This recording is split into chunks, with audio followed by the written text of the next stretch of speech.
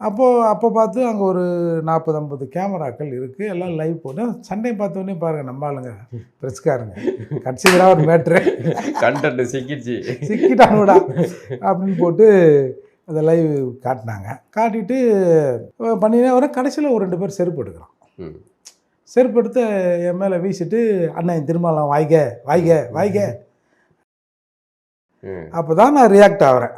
அடடா அந்த மதுரை சம்பவம் உடனே டக்குன்னு எனக்கு கனெக்ட் ஆகுது. அப்போது நீ ஒரு சொந்த சமூகத்தில் இருக்கிற ஒருத்தனை அசிங்கப்படுத்தணும்னு நினைக்கிறீங்கன்னா அப்புறம் அதற்குரிய தண்டனை உங்களுக்கு வேணுமான்னு சொல்லிட்டு நான் அதுக்கு ரியாக்ட் பண்ணுறேன்.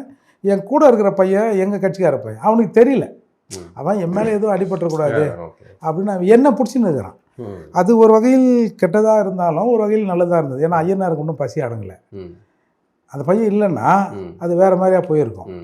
நல்ல வேலை ஏதோ சிறிதளவு சேதாரத்தோடு, அவங்க தான் சொல்லுவாங்கள்ல, சேதாரம் இல்லாமல் நகை செய்ய முடியாது, சிலரேனும் சாகாமல் பகை வெல்ல முடியாதுன்னுவாங்க இல்லையா. அதுக்குள்ளேயே இந்த பத்திரிகைக்காரங்க இந்த மாதிரி ஏர்போர்ட் மூர்த்தியை செருப்பால் அடித்து விட்டார்கள், அவமானப்படுத்தப்பட்டார், செருப்பு வீச்சு, செருப்படி அப்படி இப்படின்னு உடனே அந்த செகண்ட் தான் அப்படி டக்குன்னு அது டைப் பண்ணுறாலே அது நியூஸ் ஓடிடுது இல்லை. அது பத்திரிகைக்காரங்க பெருசாக பண்ண மாதிரி தெரியல, இவர்களுடைய டீம் ஏதோ ஒரு தொலைக்காட்சியில் வந்துச்சுன்னு நினைக்கிறேன். அதுக்கப்புறம் அடுத்தடுத்த ஃபுட்டேஜ் அதில் ஒரு ட்விஸ்ட் இருக்கு. உடனே என்ன பண்ணுறாங்க, இந்த மாதிரி அடிச்சாங்கன்னு அப்புறம் நான் நமக்கு தெரிஞ்ச நண்பர் ஒருத்தர் கூப்பிட்டேன், எம்பாங்க வா அந்த வீடியோ எடுத்தீங்கள கரெக்டாக பாரு, கடைசியில் என்ன நடந்ததுன்னு பாரு, பார்த்துட்டு அதையும் கொஞ்சம் போடு, சும்மா செருப்பால் அடிச்சிட்டாங்க அதை அடிச்சிட்டாங்க இதை அடிச்சிட்டாங்கன்னு அசிங்கப்படுத்தாதீங்க, பின்னாடி ஒரு சம்பவம் இருக்கு அதில், அதை கொஞ்சம் பார்த்துட்டு ஏதாவது போடுங்கப்பா அப்படின்னு பிறகு அப்படியே அந்த ட்ரெண்ட் அப்படியே மாறுது. இப்படி ஆகிப்போச்சு, அப்படி ஆக்கம் இப்படி ஆக்கம். எதுக்கு நான் கூட வீடியோ பார்த்தேன், இன்னும் ஓடுறாங்க ஒரு கட்டகம் போது எடுக்க ஓடுறாங்கன்னு பார்த்தா போட்டான் தலைவன், போட்டது 2ஆ பொழந்துருச்சு, கையில் எம்பிட்டுக்காண்டு பொழந்ததுக்கு எடுத்தேம்பாரு ஓட்டம்னு ஓடுறாங்க. நின்று சண்டை போட்டுருக்க வேண்டியதானே, அடிச்சு பார்த்துருக்க வேண்டியதானே.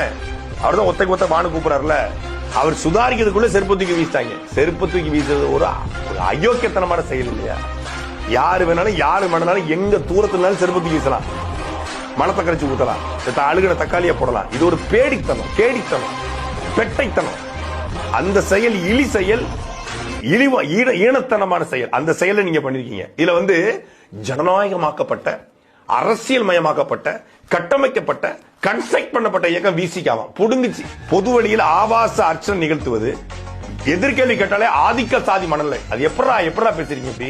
உங்களுக்கு கேள்வி கேட்டாலே ஆதிக்க சாதி மனநிலையா?